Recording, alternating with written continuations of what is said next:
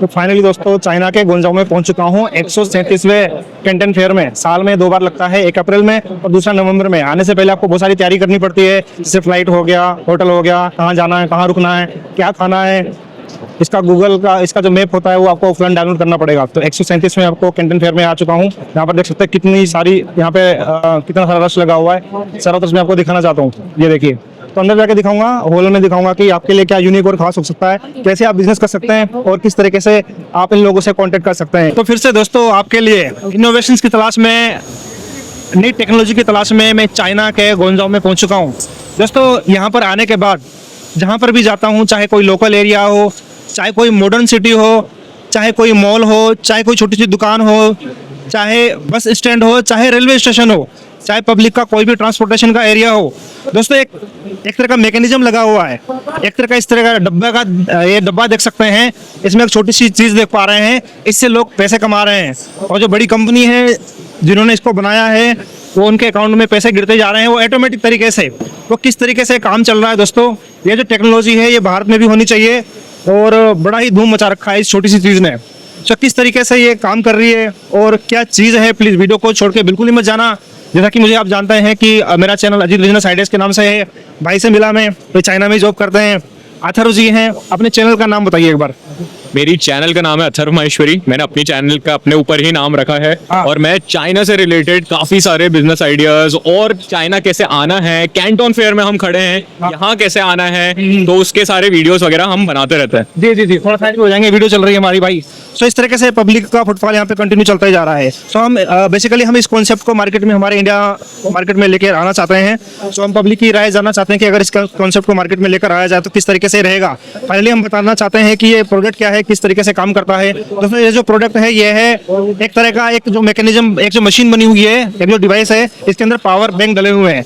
जिस किसी भी पर्सन को अर्जेंट में जरूरत पड़ती है, जैसे किसी की बैटरी लो हो जाती है, तो वो क्या करते हैं कि यहाँ पर आते हैं, एक सिस्टम दिया हुआ है, QR कोड स्कैन करते हैं, स्कैन करने के बाद उनकी पेमेंट कटती है, पेमेंट कटने के बाद ये पावर बैंक निकालते हैं, उसको यूज़ करते हैं। चाहे पूरा दिन यूज़ करो, 2 घंटे 3 घंटे, जब भी आपकी पावर बैंक की बैटरी लो हो जाती है फिर से दोबारा इसके अंदर ईमानदारी से डालना होता है, इसको लेकर भागना नहीं होता। तो यहाँ पर तो उस तरीके से चल रहा है। तो इसके अंदर इसे डाल देंगे, उसके बाद फिर चार्ज होने लग जाएगा, फिर दूसरा बंदा आएगा, इसको यूज़ करेगा। तो इस तरीके से मतलब जिन्होंने इस कॉन्सेप्ट को लॉन्च किया है वो भी काफ़ी तेज़ी से एक्सपेंड कर रही है और जो लोगों के जो यूजर्स हैं वो भी काफ़ी तेज़ी से इसके एक्सपेंड होते ही जा रहे हैं। अगर इंडियन मार्केट में अगर इसको लेकर आया जाए तो क्या वहाँ पर ये सिस्टम काम कर सकता है? तो सर बताएं थोड़ा सा मुझे। तो देखो अजित भाई, मैं सबसे पहले तो आपको बता दूं कि ये एक्चुअली में अगर आपको सेटअप करना है तो क्यों करना है, किसके लिए, कैसे करना है, वो जानना बहुत जरूरी है। तो मान लो अगर आप चाइना के ही यहाँ पे रहने वाले हो तो यहाँ पे जो आपका सोशल स्कोर है वो आपको डिटरमाइन करता है कि आपको इसके लिए डिपॉजिट देने की जरूरत है या नहीं। अब इंडिया में इस तरह का कोई सिस्टम नहीं है, तो अगर आपको इंडिया में ये चीज लानी है तो आपको सबसे पहले लोगों से डिपॉजिट लेना पड़ेगा कि मान लो किसी ने अगर पावर बैंक ले लिया और वो रिटर्न ना करे तो उसके डिपॉजिट से काट सको। और अगर फॉरेनर्स वगैरह भी यहाँ आते तो उनको भी ये डिपॉजिट वगैरह 100 RMB का जो डिपॉजिट है, मतलब करीबन अपने आके 1200 रुपए के आसपास का, वो देना पड़ता है। और उसके बाद आप जितनी देर इसे यूज करो उसके हिसाब से आपकी बिलिंग होती रहती है। आपने अगर आधा घंटा यूज किया तो हो सकता है उसके लिए आपको 1 युआन या 2 युआन लगे। कंपनी टू कंपनी और जगह टू जगह चेंज होता रहता है। अगर आपका यहाँ पे चाइना में स्कोर नहीं है तो फॉरेनर्स के लिए, पर यहाँ पे मोस्ट ऑफ द लोग क्योंकि यहीं पे पेमेंट कर रहे हैं, यहाँ पे उनका एक सोशल स्कोर ऑलरेडी अवेलेबल है, तो सोशल स्कोर के बेसिस पे लोगों को डिपॉजिट की जरूरत पड़ती नहीं। अच्छा, मतलब वन टाइम हमें 1000-1200 रुपए देने पड़ेंगे। हाँ। उसके बाद दोबारा जाने की जरूरत नहीं है और वो रिटर्न हो जाएंगे। आप जब अगर अपना अकाउंट बंद करते हो या आप मान लो चाइना से वापस जा रहे हो तो फिर आपको वो चीज रिटर्न हो जाती है। अच्छा, तो मैंने देखा है तो यहाँ पर तो काफी तेजी से चीजें फल फूल रही हैं, क्योंकि वहाँ यहाँ के जो लोग हैं थोड़ा डिफरेंट है। जहाँ अभी मैं 3-4 दिन मुझे हो गए हैं तो मैंने बहुत सारी चीजें रियलाइज करी हैं। आप मतलब हमारे जैसे इंडिया में हेल्प मांगते हैं ना कि भाई मेरे मोबाइल की बैटरी लो हो गई है, थोड़ा मुझे अपना चार्जर दे दीजिए या फिर पावर बैंक दे दीजिए, ठीक है। तो क्या हम इसी चीज़ को कवर करना चाह रहे हैं कि क्या इंडिया में ऐसे चल पाएगी कि मतलब लोग तो वैसे हेल्प के थ्रू ये चीज़ें कवर कर लेते हैं, तो यहाँ पे एक दूसरे के लिए हेल्प नहीं मांगते, इतना टाइम नहीं होता कि दूसरों से हेल्प मांगी जाए, इतना बिजी रहते हैं, इतना बिजी शेड्यूल होता है। तो किस तरीके से मतलब इंडिया में हम सर्वाइव कर सकते हैं ये चीज़ें?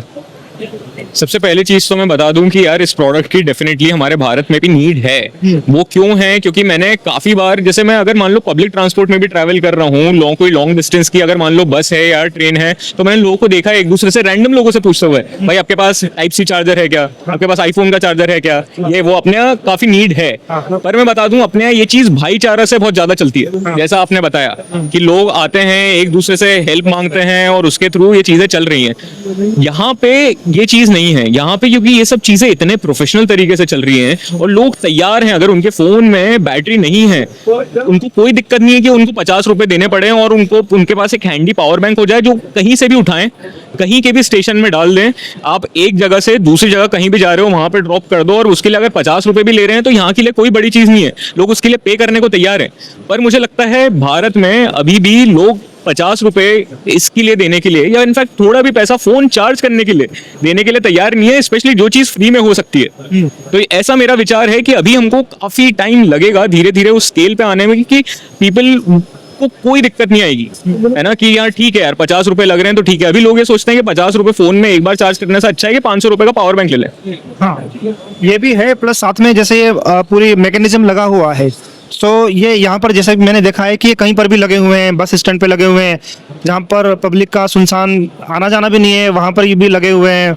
तो यहाँ पे चोरी चकारी का डर बिल्कुल ही खत्म है। तो मैंने देखा है इंडिया में मतलब एटीएम की जगह वो पासबुक वाली मशीन भी उठा कर ले जाते हैं, पता भी नहीं चलता है कि क्या कौन सी मशीन ले जा रहे हैं, तो उनको बस उठाने से मतलब है। तो उनको ये नहीं पता कि पावर बैंक की मशीन है या फिर क्या है, तो वो जगह ऐसे भी डर लगता है। तो क्या मतलब ये चीज़ें सस्टेन कर पाएगी इंडिया में? सो ये बहुत कुछ सोचने वाली बात है। तो जरूरी नहीं है कि देखो हम उस विचार से सोचे कि नहीं इंडिया में ऐसे लोग हैं या फिर उठा के ले जाएंगे या फिर क्या है, नेगेटिव में नहीं सोचना है बिल्कुल भी। हम एक नए तरीके से, क्योंकि जहाँ तक मैं देख पा रहा हूँ अभी चाइना हमसे काफ़ी आगे है टेक्नोलॉजी को लेकर के, तो इन्होंने टेक्नोलॉजी को पहले ही अपना लिया है, हम काफ़ी पीछे रह गए हैं अभी। सही चीज़ें होनी चाहिए। अगर इस चीज़ की शुरुआत करते भी हैं तो अगर हम किसी एक पर्टिकुलर एक दुकान पे रखते हैं या फिर थोड़ा सा आगे चल के रखते हैं, तो इसमें होगा क्या कि यूजर को ना थोड़ी सी दिक्कत आएगी। ये तो या तो फिर हमें ये लार्ज क्वांटिटी में चाहिए भाई। अगर आप यहाँ पर अगर आपको अपने लोकल मार्केट में आपने पावर बैंक लिया और आपको ऑफिस में आपकी बैटरी लो होगी, तो ऑफिस के बगल में कोई आपका शॉप होनी चाहिए जहाँ पर इसको आप दोबारा से चार्ज कर सको या फिर दूसरा पावर बैंक आप निकाल सको। चार्ज करने के लिए वेट करने की जरूरत नहीं है, तो दूसरा निकल जाएगा ऑलरेडी, है ना। सो क्या कहना है इस मैटर पे आपका?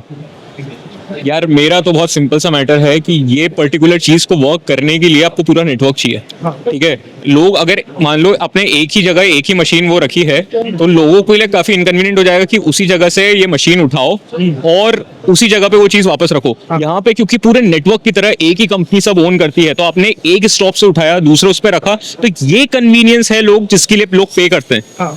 और यहाँ पे हर जगह सीसीटीवी सर्वेलेंस और ये सब चीजें बहुत हैं, और यहाँ पे लॉ का डर भी बहुत है। और उसकी वजह से अब देखो कोई चोरी का कोई डर नहीं, मैं अपना सामान यहाँ पे छोड़ भी दूं तो अगले दिन मेरे को वो वहीं मिलेगा। जबकि मैं अगर भारत में बहुत डर लगता है कि अपने दरवाजे के बाहर मैं अगर कुछ छोड़ दूं तो वो चीज मेरे को दोबारा मिलेगी या वो नहीं मिलेगी, तो उसका थोड़ा सा अंतर है। जी जी जी। सो मुझे दोस्तों ये बताइए कि अपना ही फीडबैक दीजिए, अगर आपको अर्जेंट में आपकी बैटरी मोबाइल की लो हो जाती है तो आप क्या करते हैं? किसी पड़ोसी से चार्जर या पावर बैंक मांगते हैं या फिर ऑफिस में मांगते हैं या फिर रास्ते में ही काम चल जाता है? Thank you so much. Thank you so much. Thank you. अच्छा लगे तो प्लीज एक लाइक ठोक दीजिएगा, शेयर कीजिएगा और सब्सक्राइब जरूर कर लीजिएगा। Thank you. This is our new model. This is a small station and this one is big station. I will show you how to work about the power bank station. First one, rental power bank. We have two methods. The first one is scan the QR code and the second one, tap your card. It's so convenient for us anywhere. Wait a moment. Yeah, when we get the machine, when we get the power bank, we have two cables. It's so convenient for us. And then we will charge the phone.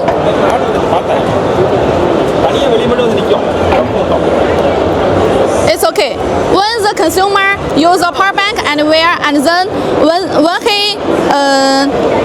he return the power bank, we can click here, come here, under rental.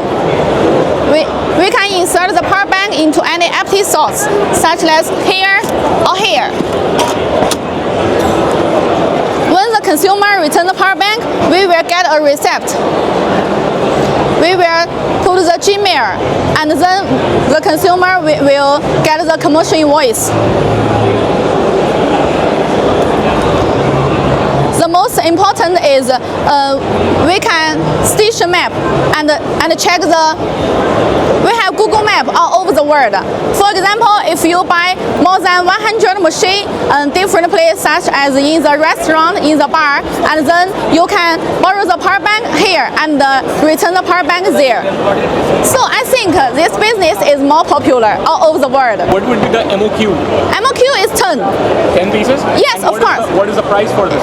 Every station, Every station. MOQ is 10. 10. Yeah. What are the pricing for this?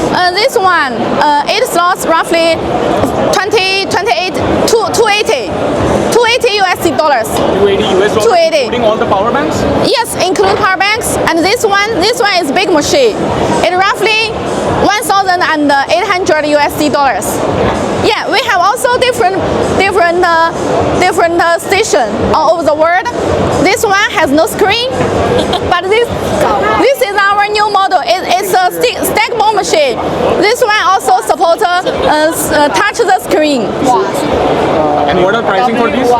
Which one? This one? Yeah. 180 USD dollars. But I suggest you can buy this one. This one is new model.